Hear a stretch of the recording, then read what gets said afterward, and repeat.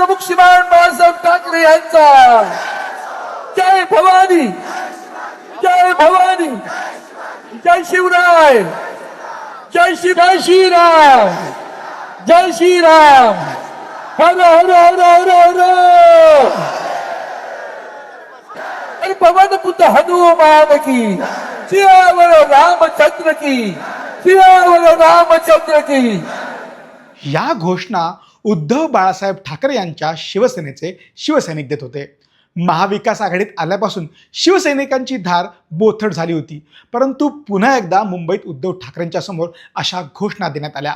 निमित्त होतं अयोध्येतील राम मंदिरातील देणगी चोरी प्रकरणात आयोजित ठाकरे गटाचे राम रक्षा आंदोलनाचे. परंतु ठाकरेंच्या या आंदोलनामुळे वेगळीच राजकीय चर्चा सुरू झाली आहे. पक्षातून लोक सोडून जात आहेत.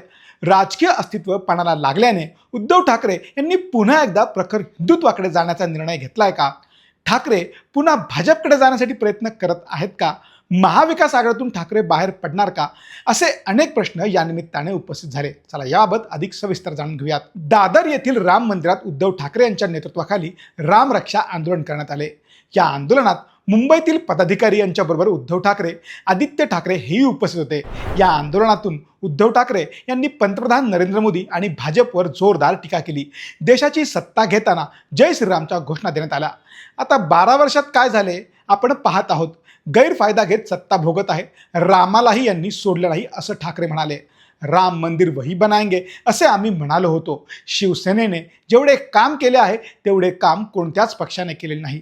कार सेवा केली, रथयात्रेत सहभागी झालो, रक्त सांडले असे सांगण्यासही ठाकरे विसरले नाहीत.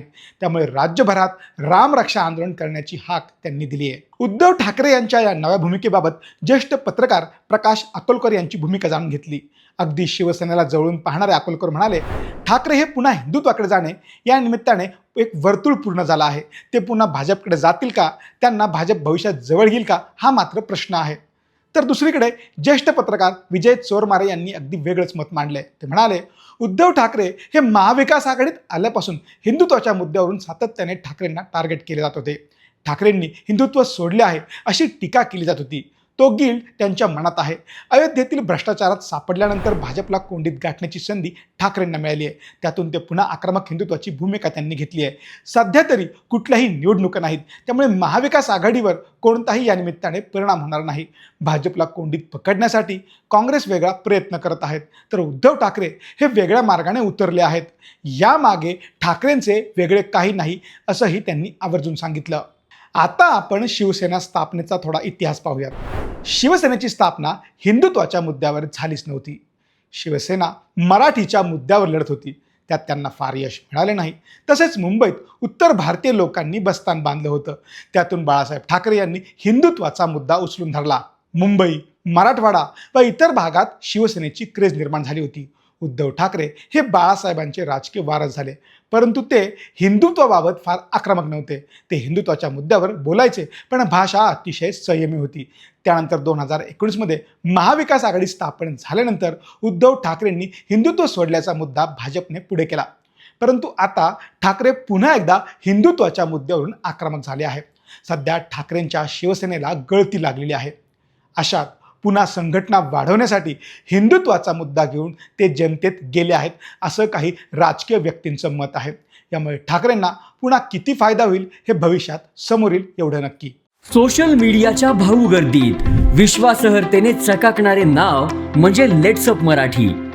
सगळ्यांना, सगळ्या नागरिकांना ती स्पीच, ती लेट्सअप वरील मुलाखती म्हणजे विचारांचा खजिना. त्यानंतरच्या निवडणुकीमध्ये मला सोडून गेले.